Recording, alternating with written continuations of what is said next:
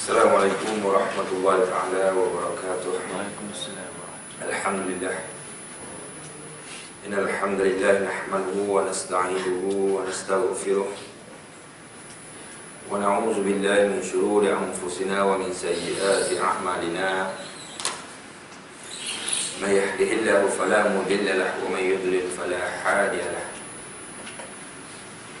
Asyhadu an la ilaha illallah wa asyhadu anna Muhammadan abduhu wa rasuluh.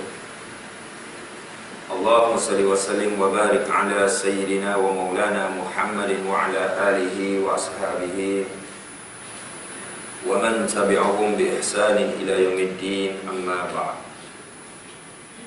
Faqala Allah subhanahu wa ta'ala fi kitabil aziz ba'da a'udzu billahi minasyaitonir rajim. Bismillahirrahmanirrahim. Ya ayyuhalladzina amanu taqullaha haqqa tuqatih wa la tamutunna illa wa antum muslimun. Sadaqallahul azim. Wa qala Rasulullah sallallahu alaihi wasallam, kitabullah azza wa jalla wa hablullah, wa man ittaba'ahu kana 'alal huda wa man tarakahu kana 'alal dhalalah. Atau kama qala Rasulullah sallallahu alaihi wasallam, rawahu Muslim. Muslimin dan muslimat, hadirin dan hadirat yang dirahmati Allah subhanahu wa ta'ala. Pertamanya, marilah sama-sama kita menyatakan ataupun merafakkan kesyukuran kita kepada Allah subhanahu wa ta'ala yang masih memberi ruang dan peluang kepada kita pada tengah hari ini untuk sama-sama kita menunaikan kewajipan kita kepada Allah subhanahu wa ta'ala. Sebelum kita melaksanakan kewajipan kita, yaitu kita menunaikan solat fardu zuhur, sama-sama kita duduk, kita berada di dalam majlis yang disebut oleh Nabi SAW sebagai taman syurga. Dan insyaAllah pada hari ini kita akan sambung pengajian kita dalam kitab Halal dan Haram Al-Ghazali. Kitab Halal dan Haram ini dia ada dua. Yang pertama, Halal dan Haram yang ditulis oleh Syekh Yusuf Al-Qardawi, dan yang kedua, Halal dan Haram yang dikarang, yang ditulis oleh Imam Al-Ghazali, yang kita tengok dalam TV Al-Hijrah yang Dr. Zul baca itu yang Yusuf Al-Qardawi. Jadi hari ini kita akan masuk pada bab yang kedua, iaitu bab yang pertama, bab halal. Hari ini kita akan masuk bab haram sebelum kita akan masuk pada tajuk-tajuk yang khusus terhadap sesuatu hukum, sesuatu perkara sama ada haram ataupun halal di dalam Islam. Sebelum kita nak mengenal sesuatu perkara adakah itu halal ataupun haram, terlebih baik ataupun terlebih molek kita mengenal dulu apa itu halal dan apa itu haram. Yang halal itu saya dah sebut, dan yang halal itu saya dah sebut pada pertemuan-pertemuan yang telah lepas. Hari ini kita akan masuk pada bab yang kedua, bab haram. Benda yang diharam atau benda yang dihalal oleh Allah Subhanahu wa taala, ataupun benda yang diharam oleh Allah Subhanahu wa taala. Benda yang halal kita tengok. Benda yang halal ni walaupun kita ni tak suka buat, benda halal tapi kita ni tak suka, tetapi kita tak boleh nak mengharamkan dia. Contoh seperti mana kita ni tak suka makan sesuatu makanan. Ada setengah orang dia tak suka makan kambing. Kadang-kadang bau kambing pun tak boleh, selisih, apatah lagi selisih. Tak boleh bau kambing, dia tak suka makan kambing, tetapi kambing tersebut telah dihalal oleh Allah Subhanahu wa taala, maka dia tak boleh nak mengharamkan dia, walaupun dia tak suka, walaupun dia tak buat, walaupun memang dia tak boleh makan. Tetapi benda yang halal, walaupun dia tak buat, tetapi dia tak boleh nak menghalalkan dia. Contoh, dia ni orang yang tak suka main judi, tapi dia tak boleh nak kata kamu mainlah, aku tak main, kamu mainlah. Tak boleh. Benda yang halal kita tak boleh nak mengharamkan dia walaupun kita tak buat. Benda yang haram tak boleh kita nak menghalalkan dia walaupun kita tak buat. Boleh faham tak? Faham tak? Jadi haram ini satu istilah di dalam rukun syara'. Satu istilah di dalam rukun yang berkaitan dengan syarak ataupun syariat, yang mana haram ni Allah janji kepada si pelaku ataupun si orang yang membuat perkara yang haram, tak kira lah kelakuan, makanan dan sebagainya, apabila tersentuh, buat benda yang haram, maka Allah janji kepada mereka dosa. Allah janji kepada mereka dosa. Buat je benda haram, dapat dosa. Buat je benda haram, dapat dosa. Buat je benda haram, dapat dosa. Dan mereka akan diazab oleh Allah Subhanahu wa taala selagi mana mereka tidak bertaubat apabila mereka kembali kepada Allah Subhanahu wa taala. Apabila dah bertaubat, maka alhamdulillah. Dan benda yang haram juga sekiranya kita tinggalkan dia. Benda yang haram sekiranya kita tinggalkan dia, tak buat dia, dah nak bertemu dah dengan benda yang haram ni, tapi kita tak buat dia, kita tinggalkan dia, maka kita akan dapat pahala pula kat situ. Kita buat dapat dosa, kita tinggal dapat pahala. Sebab itu tuan-tuan rahmat Allah Subhanahu wa taala, terhadap sesuatu ataupun barang-barang yang haram, baik haramnya benda ataupun haram dia pada hasil. Haram ni pula, benda yang haram ni dia terbagi kepada dua. Benda yang haram dia terbagi kepada dua. Yang pertama, haram dia pada zat. Haram dia pada zat. Macam mana haram pada zat? Seperti mana bangkai, seperti mana arak, seperti mana daging khinzir, daging babi. Itu panggil haram pada zat. Memang batang tubuh dia tu dah haram. Sesuatu benda yang memang dah haram dah, batang tubuh dia tu memang dah haram. Ini haram pada zat. Yang kedua, haram pada hasil. Haram pada jalan dia nak mendapatkan sesuatu benda. Panggil haram pada hasil dia. Asalnya sesuatu benda ni, contoh air saya sebut dulu.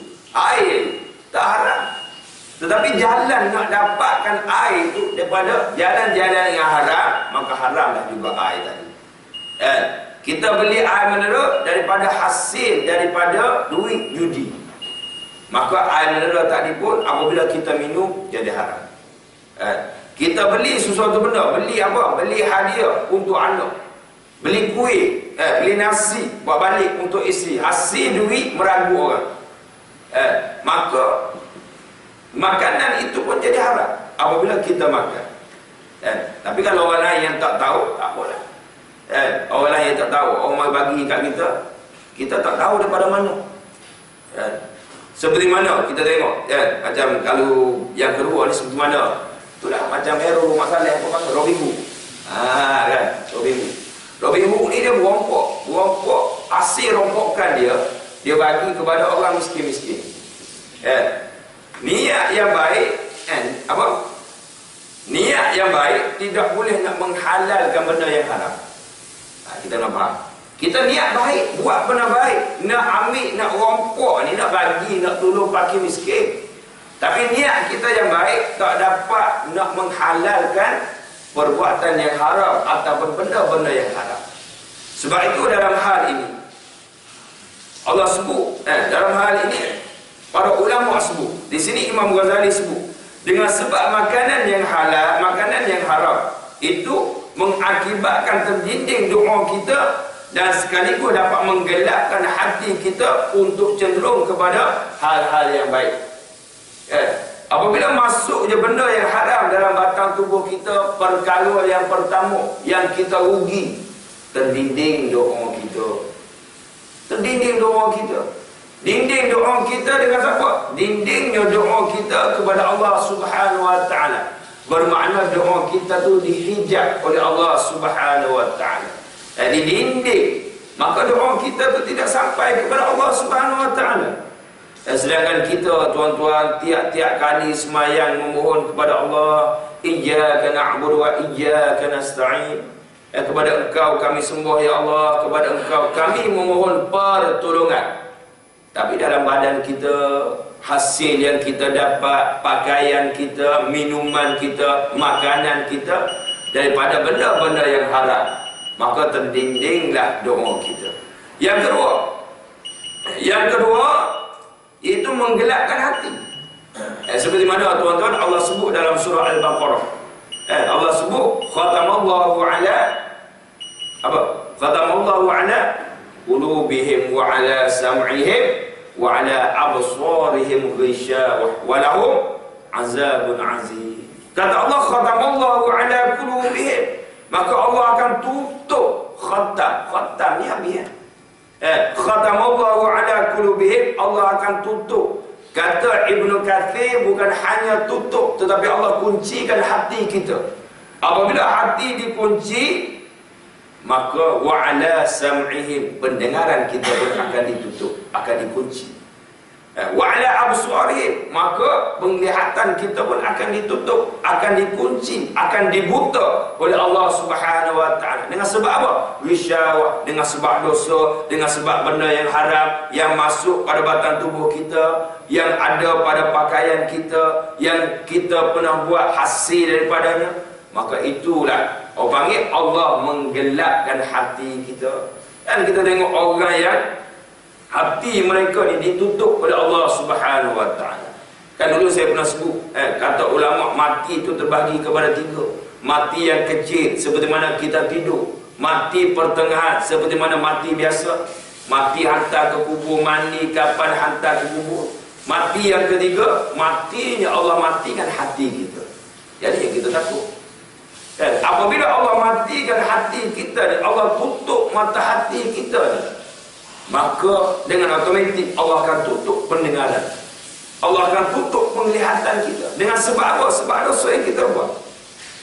Tak dengar, tak nak dengar terhadap perkara-perkara yang baik, tak cenderung kepada pendengaran ataupun perkara-perkara yang baik.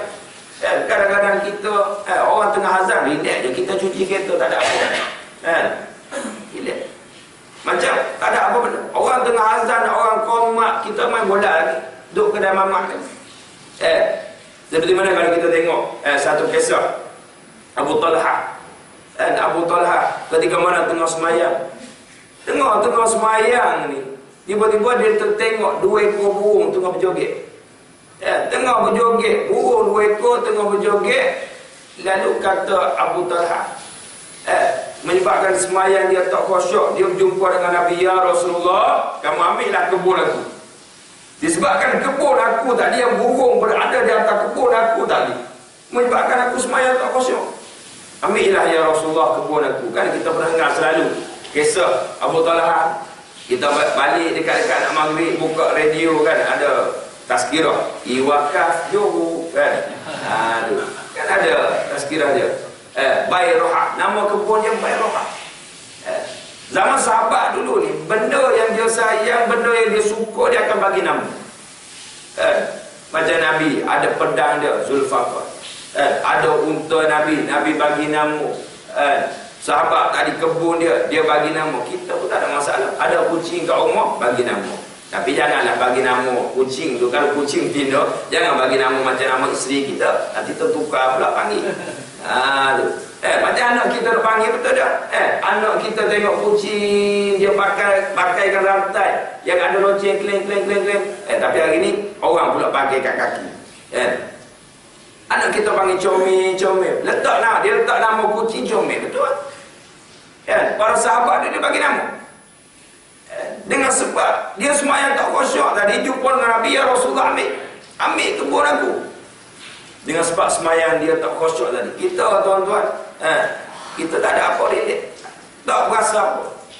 Sebab itu tuan-tuan rahmat Allah Subhanahu wa taala. Sebab itu kita takut ni, hati kita ni digelap dengan perkara-perkara yang haram. Digelap dengan perkara-perkara yang hasilnya daripada yang haram. Sebab itulah kalau boleh kita elok sejauh-jauhnya daripada benda-benda hasil-hasil daripada perkara-perkara yang haram. Allah sebut tuan-tuan Allah Subhanahu wa taala dalam Al-Quran, wala ta'kulu amwalakum bainakum bil batil. Apa kata Allah? Dan janganlah sebahagian kamu memakan harta sebahagian yang lain di antara kamu dengan jalan yang batil. Ambil harta orang dengan jalan batil, rampas harta orang, rampas tanah orang, rampas hak orang dengan jalan yang batil. Tapi itulah yang berlaku seperti mana Nabi sebut dalam sebuah hadis. Akhir zaman ni kata Nabi, manusia tak peduli. Manusia tak peduli lagi daripada mana mereka dapatkan harta. Manusia ni tak fikir janji dia dapat, janji masuk, maka okeylah. Kalau tak masuk, tak boleh. Kena masuk juga. Jadi nak masuk tak nak masuk tu tengok jalan. Kalaulah jalan tu jalan batil, Allah dah sebut. Kalau jalan tu jalan batil, Allah dah sebut. Jangan. Wala ta'kulu, jangan kamu makan. Kita tengok tuan-tuan satu kisah ketika mana zaman Sayyidina Abu Bakar. Sayyidina Abu Bakar ni dia ada seorang hamba. Yang mana hamba dia dulu ni, dia ni sebelum Islam, dia ni orang panggil tukang tilik. Peramal, orang panggil apa? Tukang ramalan, bagi ramalan, tukang tilik. Dia ambil upah tukang tilik dulu, zaman jahiliah dulu. Apabila dia dah masuk Islam, dia dah berhenti. Satu hari dia pergi ke pasar. Sampai dia ke pasar, dia jumpa dengan seorang yang mana orang ni pernah hutang dengan dia. Hutang dulu, dia suruh kawan ni tilik, tengoklah tilik nasib. Hari ni pun ada. Hari ni orang main apa? Jenis siapa lahir tarikh ni, tarikh apa panggil? Ni hari ni nasib dia macam ni, kerja dia macam ni, semua elok. Kita pun sengih kena dengan hari tarikh kita lahir, sengih kita percaya kepada benda tersebut. Jadi tuan-tuan, apabila dia dijumpa dengan kawan tu kata, dulu ni aku pernah guna khidmat kamu, aku tak bayar lagi, tak apalah hari ni aku nak bayar. Dia pun, orang nak bayar duit, ambil ambil tuan-tuan. Lalu tengah-tengah dalam perjalanan balik, dia beli susu tadi tuan-tuan. Sampai rumah, dia hidang kepada Abu Bakar. Dia hidang kepada Abu Bakar. Lalu tengah-tengah nak makan, Abu Bakar minumlah susu. Minum susu tuan-tuan. Tiba-tiba hamba dia tanya, kamu tak nak tanya kau daripada mana aku ni dapat susu? Lalu Abu Bakar tanya dia pun ceritalah jalan cerita tadi. Lalu Abu Bakar tuan-tuan hulurkan jari dia masuk ke dalam leher untuk muntahkan semua. Muntahkan semua benda-benda yang haram. Supaya apa? Supaya bersihkan benda-benda yang haram daripada masuk dalam batang tubuh dia. Begitu juga Umar satu ketika, tuan-tuan diceritakan dalam kitab ini, Umar satu ketika dia pernah terima seekor unta tu kambing tak salah tapi tak tahu dia orang sedekah, tapi tak tahu daripada sumber, daripada mana. Dia tengah makan, dia dah makan dah. Tiba-tiba dia berasa syok, basuh-basuh, dia hulur balik, masukkan jari dalam tengkok dia, dia korek balik supaya apa? Termuntah habis makanan-makanan tersebut. Punya jaga yang tuan-tuan rahmat Allah Subhanahu wa taala, para sahabat zaman-zaman Nabi sallallahu alaihi wasallam. Kita hari ni tuan-tuan asalkan ada pantai semua, jangan ada kat depan. Ada kat depan memang kita sapu. Yang kat belakang pun kita sapu, apatah lagi kat depan. Jadi tuan-tuan rahmat Allah Subhanahu wa taala, Ibn Abbas kata, Ibn Abbas radhiyallahu anhu, Ibn Abbas ni sepupu kepada Nabi. Sayyidina Abbas ni pak saudara Nabi, adik-beradik ayah kepada Nabi sallallahu alaihi wasallam. Kata Ibn Abbas, mungkin pendapat ni pendapat keras ni. Allah tidak akan menerima solat seseorang di antara kamu selagi dalam perutnya terdapat sesuap dari makanan yang haram. Sampai tahap tu sekali tuan-tuan, ini pendapat yang warak lah. Pendapat yang mana kita pun boleh guna pakai. Takut kita ni terjebak dengan perkara-perkara yang haram, menyebabkan amalan-amalan kita semayang, kita puasa, kita berzikir, kita sedekah, tapi hasil yang dapat daripada benda yang kita makan, pekerjaan kita dan sebagainya, daripada jalan-jalan yang haram. Takut ada benda tu tadi, maka kata Ibn Abbas, menyebabkan amalan kita ni tak diterima oleh Allah Subhanahu wa taala. Sedangkan tuan-tuan, kalau kita nak masuk syurga Allah Subhanahu wa taala, Allah sebut dalam Al-Quran, innal ladzina amanu wa 'amilus shalihat lahum jannatun tajri min tahtiha al-anhar khalidin fiha abada. Allah sebut orang yang nak masuk syurga, innal ladzina amanu, yang pertama orang yang beriman. Nak masuk syurga kena beriman. Beriman kepada Allah saja kah? Tidak. Beriman kepada Rasul dia. Siapa yang beriman kepada Allah saja, tapi Rasul dia tolak, hadis-hadis Nabi dia tolak, tak nak pakai, tak nak terima, hanya terima Quran saja, maka ini tak tergelar, tak digelarkan sebagai orang yang beriman kepada Allah. Nak beriman kepada Allah, kena beriman kepada Rasulnya. Nak beriman kepada Rasulnya, mesti beriman kepada kitab-kitab Allah Subhanahu Wa Taala. Beriman pula kepada, tak cukup lagi, mesti pula beriman kepada apa? Kepada hari kiamat. Beriman kepada hari kiamat, beriman kepada malaikat Allah Subhanahu Wa Taala, beriman pula kepada qada dan qadar. Tak percaya qada dan qadar pun tuan-tuan, tak tergolong di dalam golongan orang yang beriman kepada Allah Subhanahu Wa Taala. Kan ketika mana Jibril berjumpa dengan Nabi, Jibril tanya Nabi, apakah itu iman? Kata Nabi, iman itu terdiri di atas 6 perkara. Beriman kepada Allah, malaikat, kitab, Rasul, dan hari kiamat dan qada dan qadar. Ini ya orang yang beriman. Nak masuk syurga mesti beriman kepada benda tersebut. Mesti beriman kepada perkara-perkara tersebut. Tak cukup kita beriman saja. Beriman saja tapi tak beramal. Allah sebut nak masuk syurga lagi, wa amilus solihat. Mesti beramal dengan amalan soleh, baru boleh masuk syurga. Semayang kena jaga, puasa kena jaga, ibadat lain kena jaga, hubungan kita dengan Allah, hubungan kita dengan manusia kena jaga. Barulah kita lahum, kata Allah bagi mereka. Siapa? Innal ladina amanu wa amilus solihat tadi. Lahum jannatun tajri min tahtihal anhar. Bagi mereka syurga yang ada air mengalir di bawahnya. Khalidina fiha abada. Mereka akan kekal di dalamnya. Orang masuk syurga ni tuan-tuan, dia akan kekal dalam syurga. Tapi orang yang masuk neraka, dia tak akan kekal. Ada setengah, bukan semua tak akan kekal. Ada setengah orang apabila masuk syurga, masuk neraka, dia ada peluang lagi untuk masuk syurga balik. Tapi disebut tuan-tuan oleh para ulama, orang yang masuk syurga, orang yang masuk neraka ni sampai satu tahap dia dah putus harapan untuk nak masuk syurga.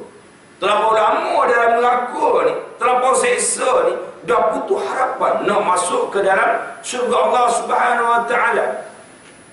Dah putus harapan, macam kita, macam orang sakit.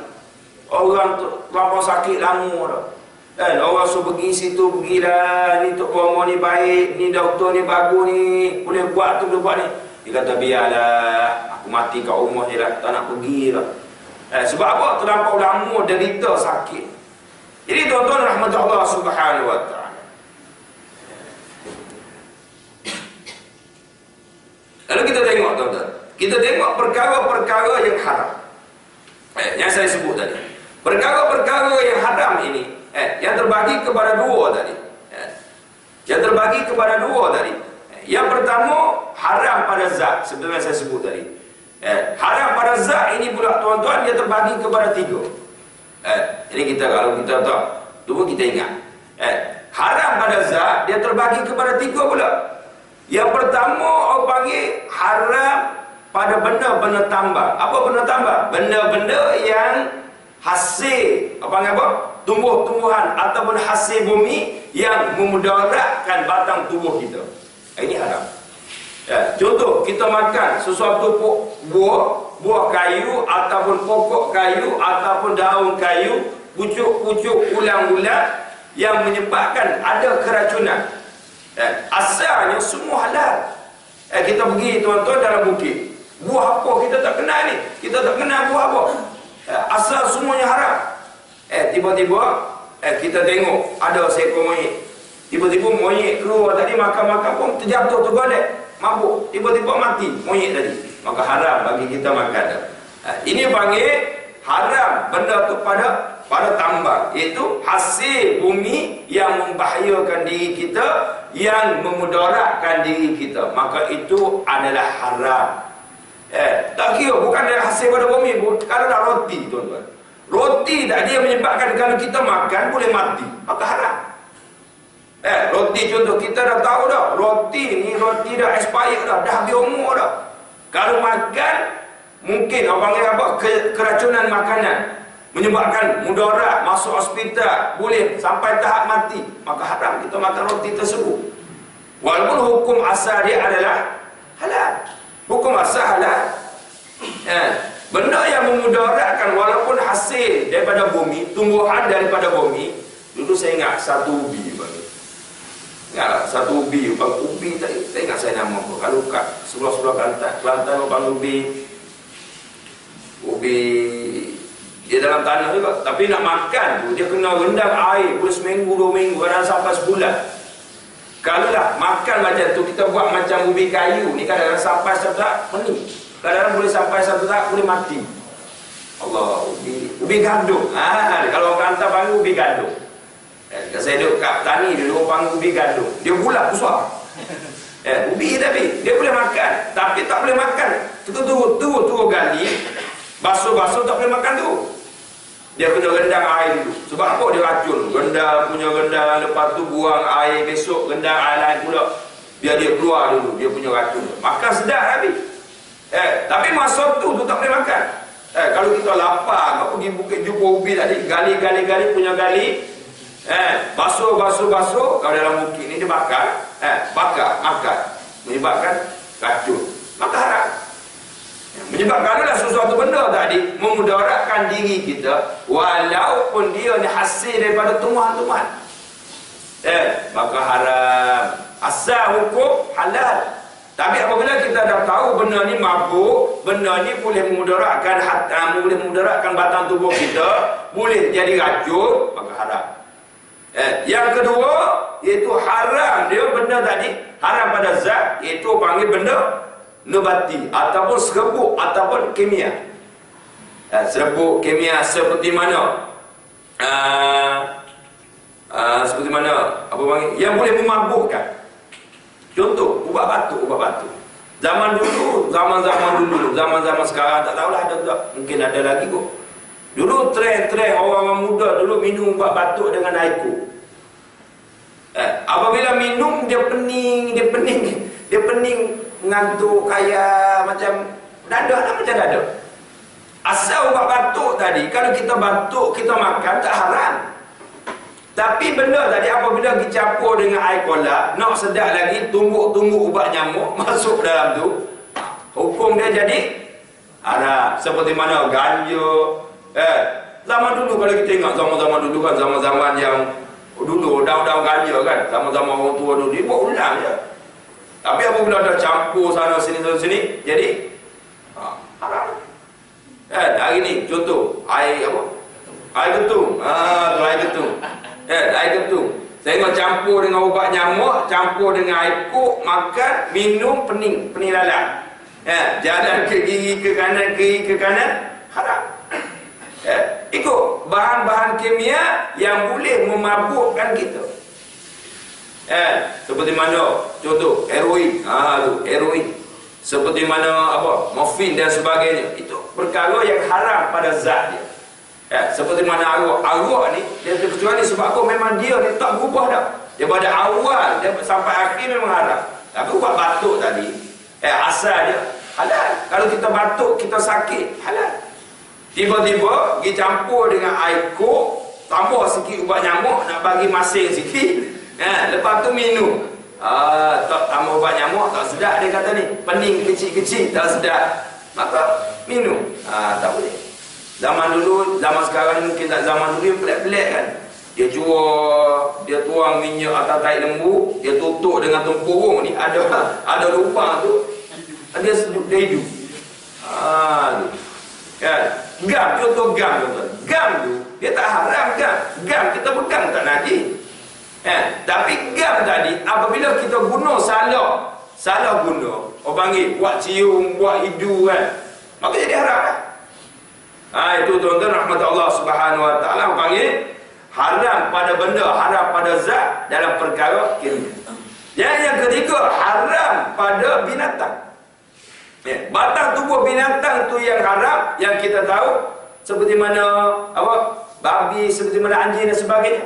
Tapi ada setengah binatang yang pada asal dia halal, tapi dia boleh jadi haram pula, seperti mana kambing.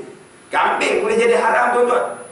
Kalau kita makan daging kambing yang tak sembelih, itu haram kan? Kalau kita sembelih elok-elok tak haram. Kan kita pernah tengok, saya pernah tengok dulu orang hantar video dalam WhatsApp yang mana sembelih ayam bunuh gigi. Ada dulu kan. Buka lagu ini ustaz.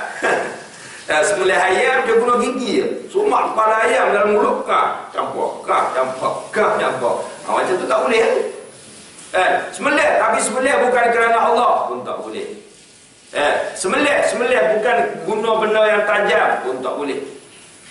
Sembelih dengan batu, bismillahirrahmanirrahim, ambil ayam, kok lagi atas kepala, mampu ayam. Mati ayam, tak boleh. Walaupun buatlah kari ke, ambil roti, jijah ke, tak boleh. Sebab apa? Benda tadi haram. Dan bangkai, benda tadi dah dijadi bangkai.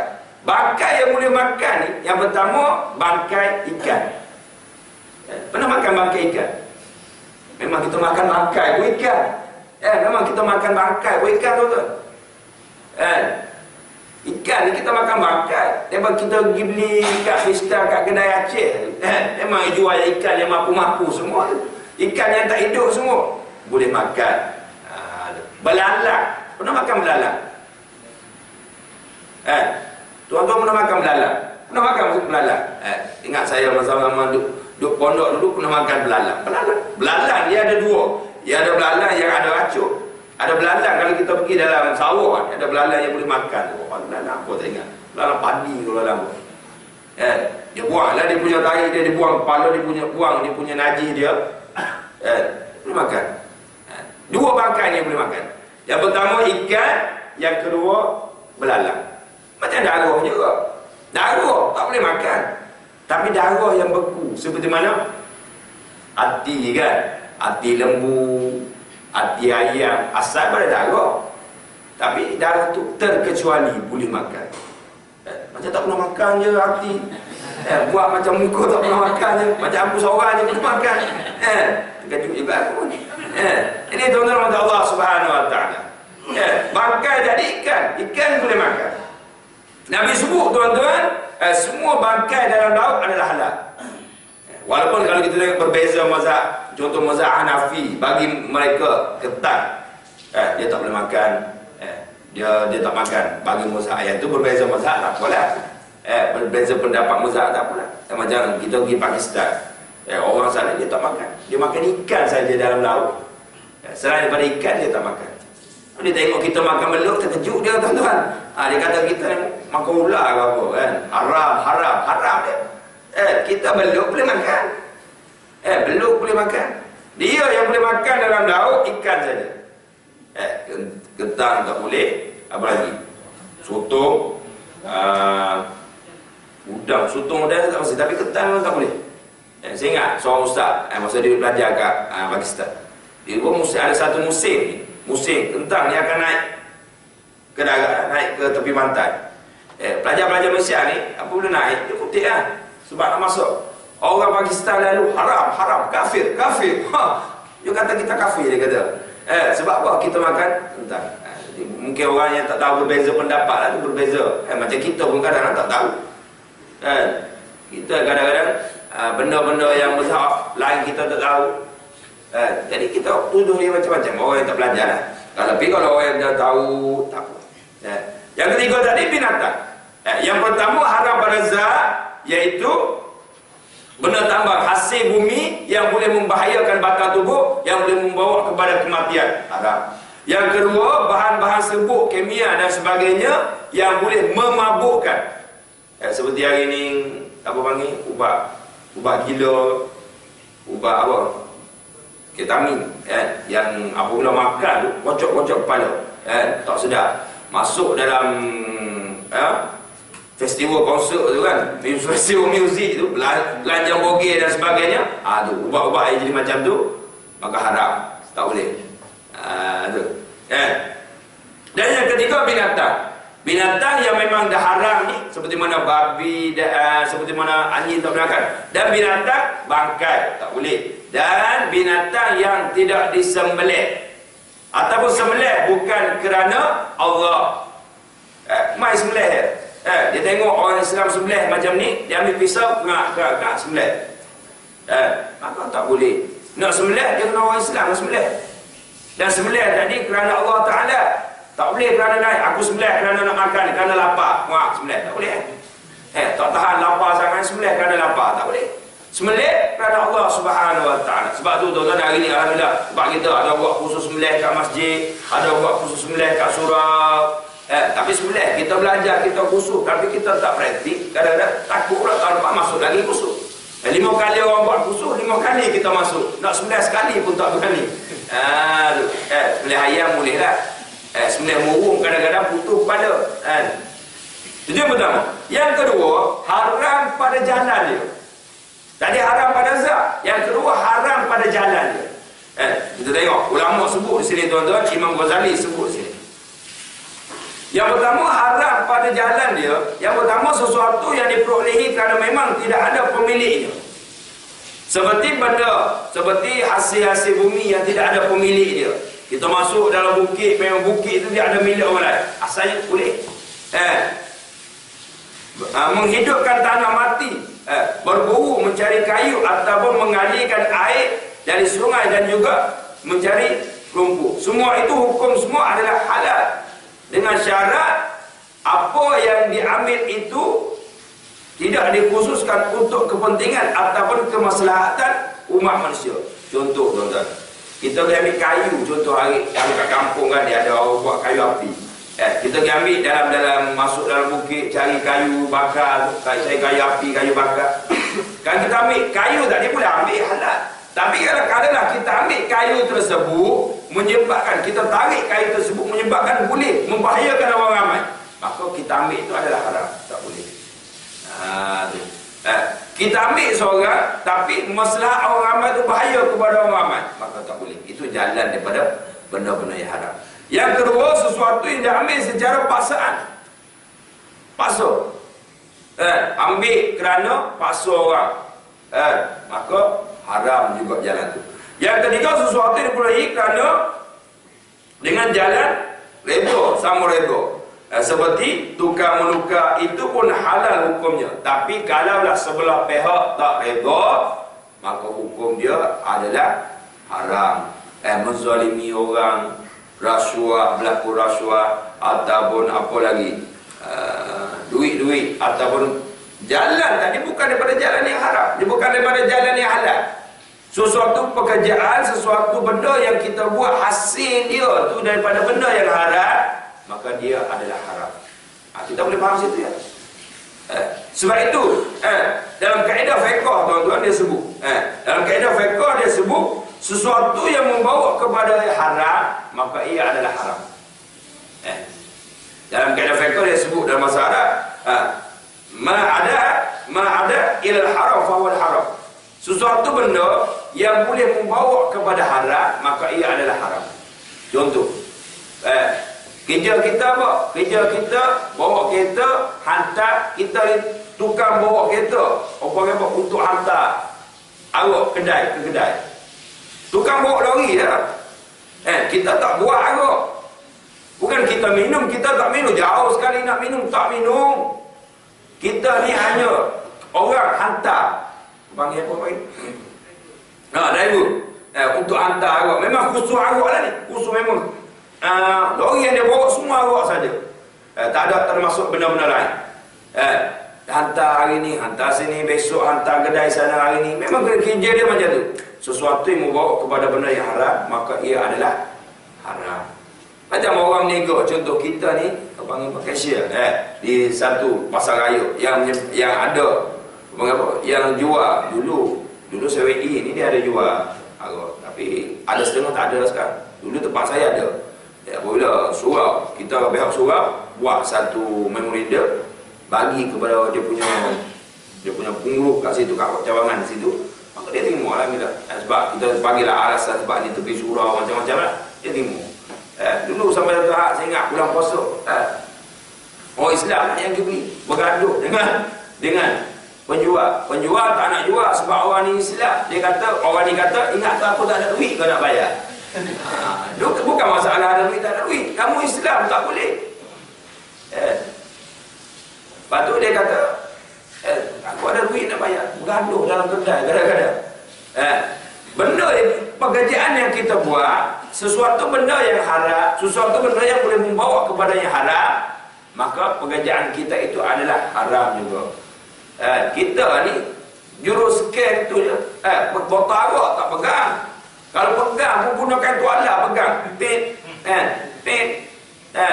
Duit dua daripada hasil itu pun haram. Arak kan Nabi sebut tuan-tuan. Nabi sebut daripada orang yang tanam anggur untuk nak buat arak, dan orang yang perah, dan orang yang hantar ataupun orang yang menghilangkan. Lepas tu orang yang aging dalam botol dan sebagainya, hantar orang kedai. Last sekali orang minum. Daripada orang yang tanam anggur sehinggalah orang minum, itu haram punya arak. Bukan haram jadah, memang haram betul-betul lah. Ini haram betul-betul. Daripada awal sampai akhir, siapa yang terlibat dengan arak, maka haram. Kalau orang tanya saya, Ustaz, saya ni jadi jaga, dia kata, di sebuah kilang arak macam mana? Kita kata, kalau kita kata tak boleh pakcik kena berhenti, haram tu, kesian buat kat dia kan, dia nak ada anak bini. Kita kata pakcik wajib cari kerja lain. Wajib carilah. Tak boleh duduk saja, kena cari juga kerja lain. Kalau mungkin kalau dia berhenti masa tu, saya Ustaz ada anak 6 orang. Ya, dia mengadu kata ada anak 6 orang, isteri. Saya jaga dia, saya tak buat arak, saya tak minum. Semayang saya jaga, tapi saya jaga kat kilang arak. Kan ada kilang arak. Jadilah. Apa hukum Ustaz? Saya kata carilah. Kata Syekh Yusuf Al-Qaradawi, wajib ikhtiar untuk mencari pekerjaan yang lain yang tidak menyebabkan perkara-perkara yang haram. Kalau kita malah tak apalah, benda Ustaz kata tak apalah, kita tak apalah, duduk saja, tak ikhtiar langsung, maka haram. Sampai tak dia tu kan haram. Tapi kalau dah kita kalau dapat pun kita betul berhenti, maka tak apa. Itu tuan-tuan rahmat Allah Subhanahu wa taala, kita kena ingat kaedah ni. Perkara yang membawa kepada yang haram, maka ia adalah haram. Kalau kita belajar dalam kaedah fiqh, usul fiqh, kaedah fiqh, qawaid fiqh, kita nak hafal hukum satu persatu ni, hukum zina, hukum arak, hukum ni banyak kadang-kadang. Tapi ulama Imam Syafi'i ni buat satu kaedah yang mana kita ni boleh nak menguasai setiap hukum. Itu dengan kaedah fiqh tadi. Macam hukum fiqh tadi, setiap perkara boleh membawa kepada yang haram, maka ia adalah haram. Dia boleh guna dalam bab arak tadi, boleh guna dalam bab zina. Allah kata wala taqrabu zina. Perbuatan zina itu berdosa, tapi jalan untuk nak zina itu berdosa.